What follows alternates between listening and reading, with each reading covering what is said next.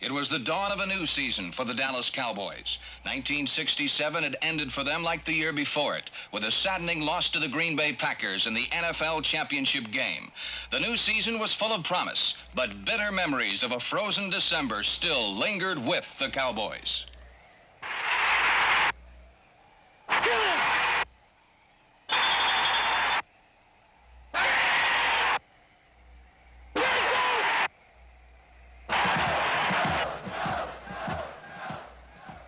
So it was 1968, and the throne that had eluded Dallas for the past two seasons was again within their reach. The story of the Cowboys' quest for pro football supremacy began on September 15th, and their opening day game with the Detroit Lions. In a spectacular display of defensive and offensive football, the Cowboys crushed Detroit, 59-13. Rookie Lion quarterback Greg Landry suffered 4 interceptions, one of which linebacker Chuck Howley returned for a touchdown.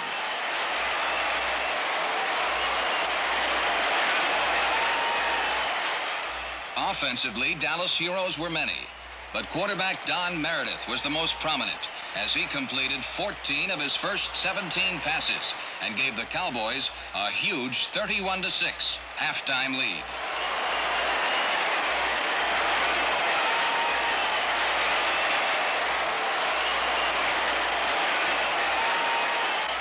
When the final gun sounded, 7 different Cowboys had crossed the Detroit goal. The new season had started with a glorious bang.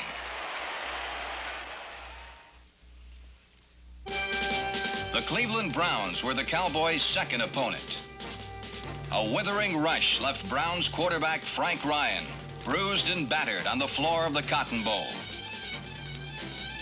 For Ryan, there was no escape from the doomsday defense, and no more vivid memory than watching the awesome sight of 265-pound Willie Towns rumbling to a touchdown and the Cowboys' second straight victory. Dallas then traveled north to meet the Philadelphia Eagles. Through the years, it's been an emotional series marked by unpredictable happenings and ruptured feelings.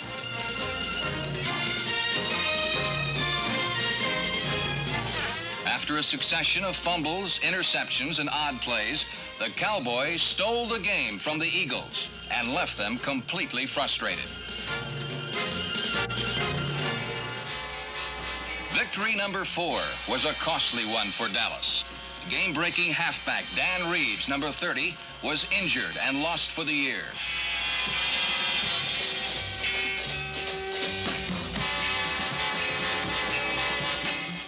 Les Shy filled in superbly for Reeves, and place kicker Mike Clarke boomed a 50-yard field goal to ensure a hard-earned 27-10 win. The bright glow of 4 straight victories was tempered by the loss of Reeves.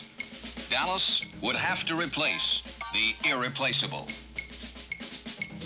In a game of specialists, he was a genuine triple threat who ran, passed, and caught with equal effect.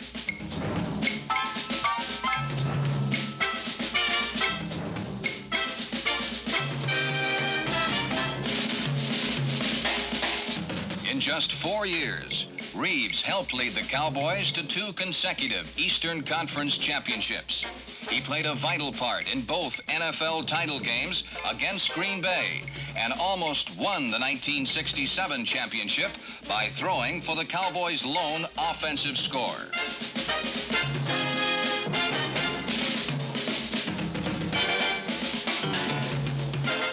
Reeves always seemed to find the right place when a game needed to be won. And in the Cowboys' first 3 victories of 1968, he had scored at least once in every game. As the 5th game of the season approached, Dallas fans asked the question, could the Cowboys run and win without Dan Reeves?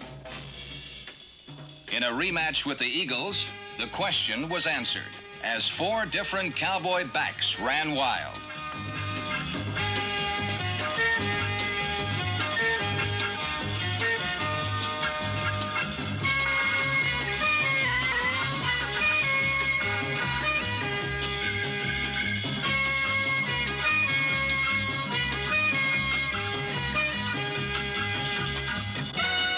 Les Shy, Don Perkins, Walt Garrison, and finally Craig Bainham led Dallas to a convincing 34-14 rout of Philadelphia.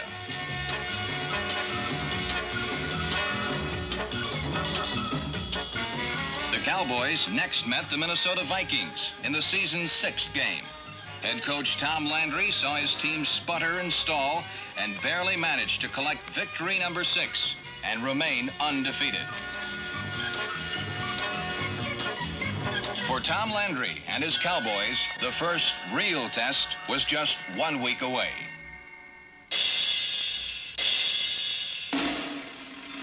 On Monday night, October 28th, the Green Bay Packers came to Dallas.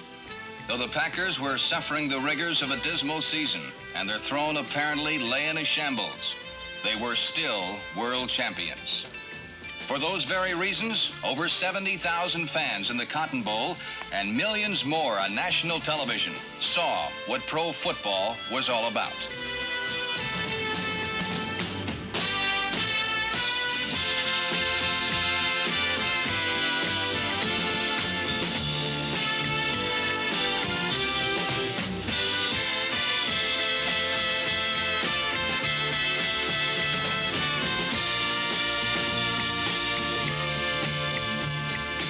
After all the touchdowns, the long runs, and the breath-robbing tackles, it was not Green Bay's throne, but Dallas' perfect record that now lay in a shambles.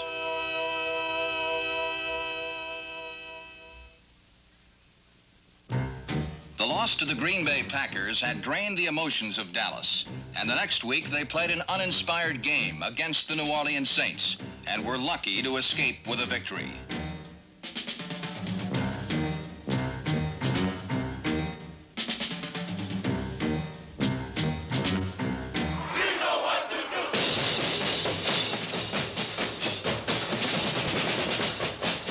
A week later, against the Giants, the Cowboys stumbled backwards in a horrible nightmare and lost again. After a furious start, everything was now going wrong. The Cowboys had been beaten twice in the last 3 weeks, and their lead in the Capital Division had dissipated.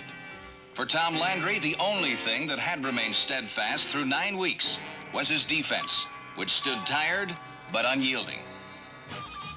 The most unyielding of all was defensive tackle Bob Lilly, number 74, an all-pro just about every year since he graduated from college. When defensive end Willie Towns was injured, he was replaced by rookie Larry Cole from the University of Hawaii. Cole and veteran end George Andre, number 66, led a helmet-busting charge on opposing quarterbacks. Jethro Pugh was Bob Lilly's partner at tackle. He possessed all of Lilly's speed, but had more size and led all Cowboys in trampling quarterbacks. His emergence as a full-fledged star made Dallas' front four as feared as any in pro football.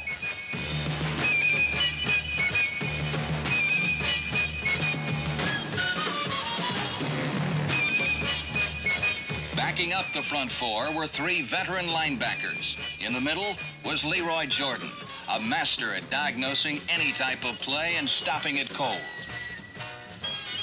The outside linebackers were number 52, Dave Edwards, whose speed and strength made him a raging blitzer, and number 54, Chuck Howley, wise and tough after a decade of playing in the Sunday Wars.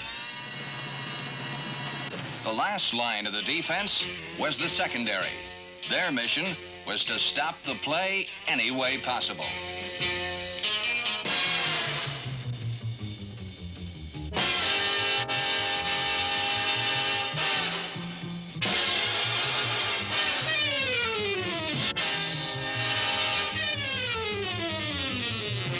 The deep defense was led by Cornell Green, a college basketball All-American who became a football All-Pro.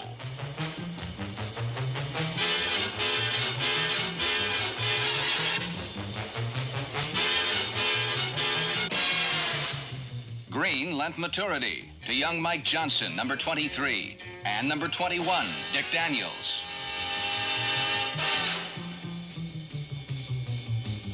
Safety Mike Gaechter, number 27, hits as hard as any man in football and is a spectacular defender.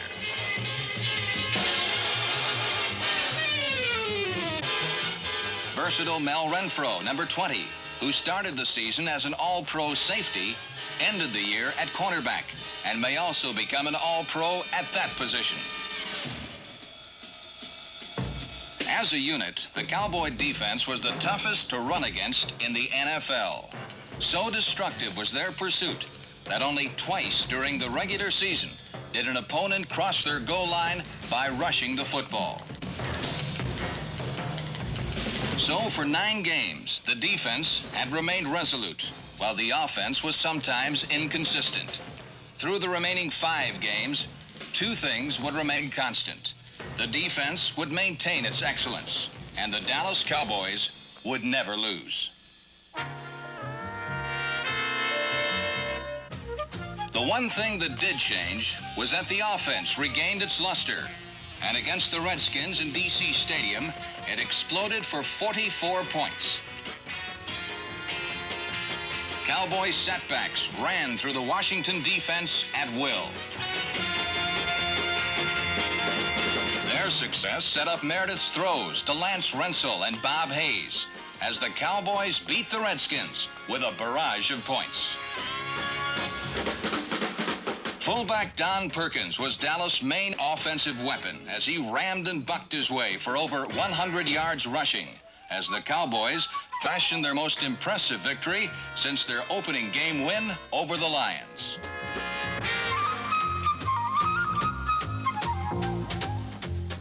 Even an injury to Cowboy quarterback Don Meredith didn't affect Dallas' fortunes. The next week, against the Chicago Bears, Craig Morton directed them to an equally impressive 34-3 triumph.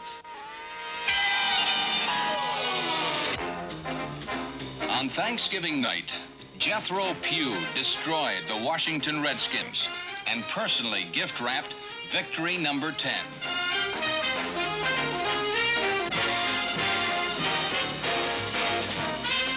Pugh spent the whole night in the Redskins' backfield and accounted for 9 Cowboy points on 1 safety and a deflected pass that Larry Cole turned into a touchdown. All in all, it was a big night for defense in Dallas. The Pittsburgh Steelers were the Cowboys' 4th straight victim since the loss to the Giants. Quarterback Don Meredith and the Cowboy offense showcased the NFL's highest scoring machine, and Bob Hayes treated Dallas fans to a dazzling display of flat-out speed.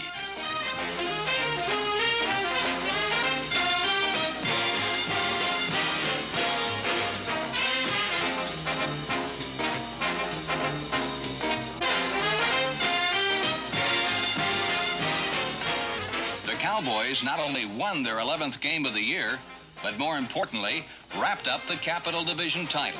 Only 1 game remained. It was with the Giants in New York, with nothing at stake but revenge.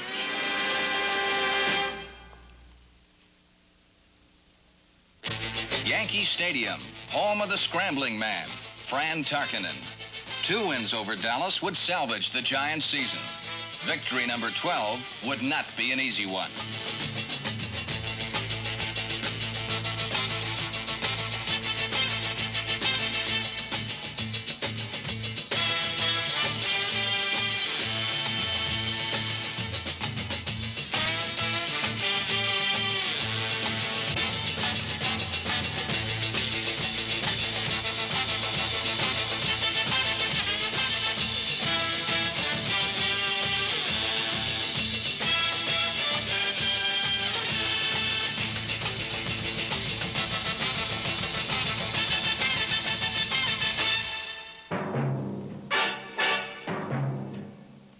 The last quarter was played in the trenches and would bring victory with vengeance. Hold me again, lover. Hold me again. Hey! Hut! Hut! You fucking there. Go wrong. Put him down. Come on.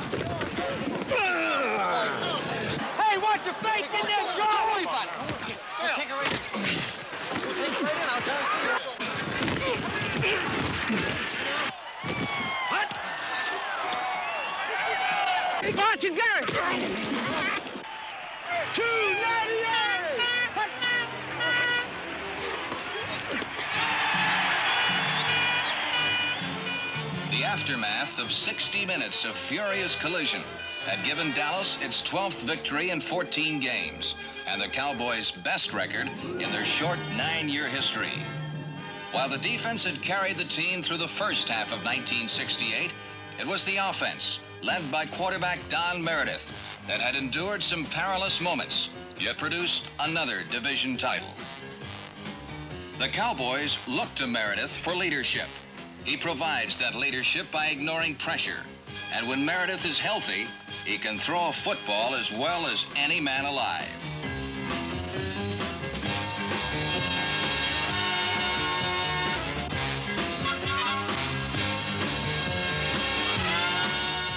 But injuries have often blighted Meredith's career. And it's lucky that the Cowboys had a number 2 quarterback like number 14, Craig Morton, who would step in and never let the offense miss a beat. Morton is big, strong, and blessed with enormous physical gifts. Only time separates him from stardom.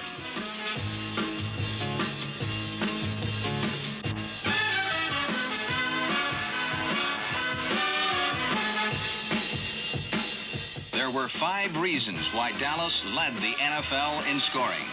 Their names were Ralph Neely, Tony Liscio, John Nyland, John Wilbur, and Malcolm Walker. These men formed the Cowboys' offensive line. Behind them were 3 talented setbacks. There was number 32, Walt Garrison, who guaranteed the Cowboys at least 6 yards every time he touched the ball.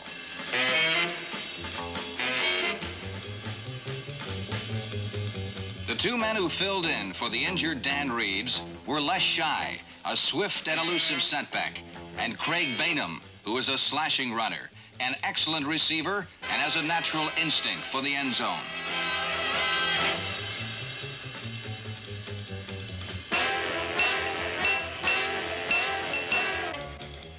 Shy and Bainham both had the ability to produce the game-busting play. But the real key to the Cowboys' running attack was fullback Don Perkins, the NFL's 5th all-time leading rusher.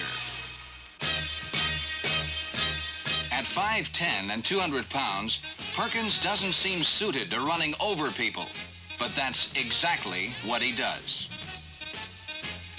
By launching his body like a missile, Perkins doesn't go around people.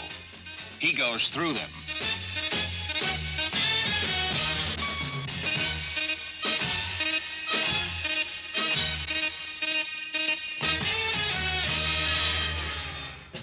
Injuries didn't affect the Dallas receivers because it was at the ends that the Cowboys had their greatest depth. At tight end were veterans Pettis Norman, a clutch receiver, and Pete Gent, who can withstand any amount of punishment and still hang onto the ball. The most dangerous sprint and catch experts were smooth-striding rookie Dennis Homan from Alabama and Lance Rensel, number 19, who has few peers at being alone when the ball arrives.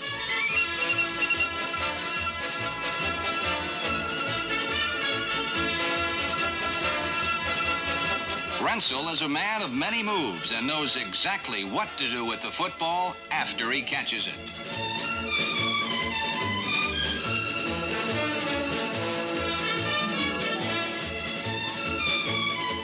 He has the flair for the spectacular play and catches just about anything he touches.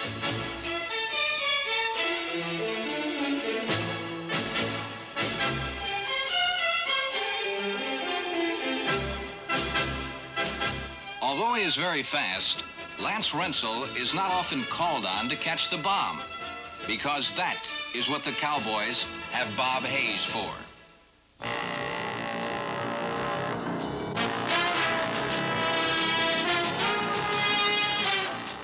Pro football has not eroded his Olympic speed.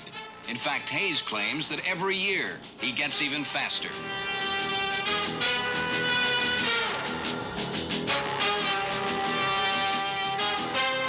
Hayes is the leader of football's jet set, and just about everything he catches turns into points.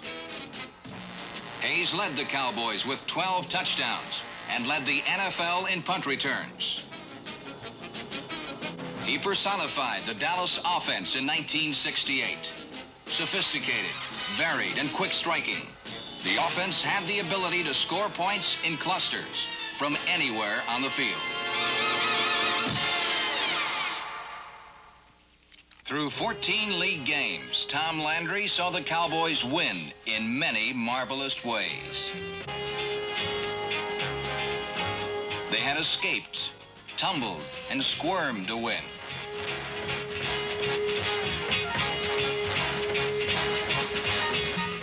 They had won by a kick, when they were injured, and by inches. They had gambled with a flair. They had won passing, and they had won receiving. They had turned a loss into a first down, and that first down into a touchdown. They were 40 men dedicated to a single purpose. Now, as those 40 men prepared to meet the Cleveland Browns in the Eastern Conference playoff, they would have to blend all the ways that they had won into one game. In Cleveland, they would face a team that they had humiliated the year before in the same game, 52-14.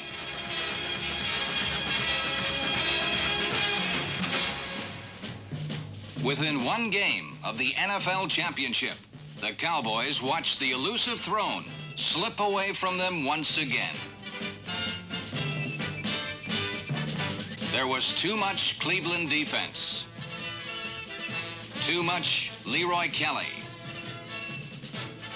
And not enough time to reclaim victory.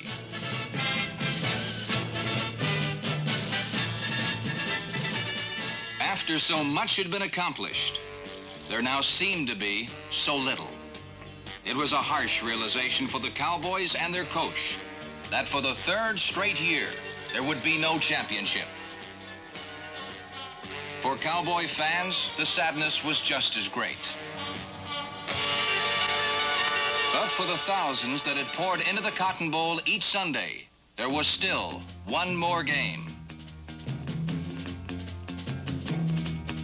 In the Playoff Bowl in Miami, the Cowboys rebounded from near defeat to triumph over the Minnesota Vikings.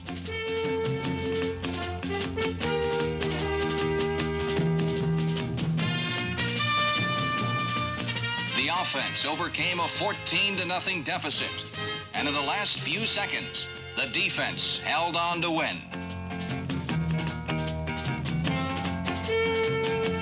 Out of the despair they had endured in Cleveland came victory and the faith that next year, the magic of the elusive throne may yet be theirs.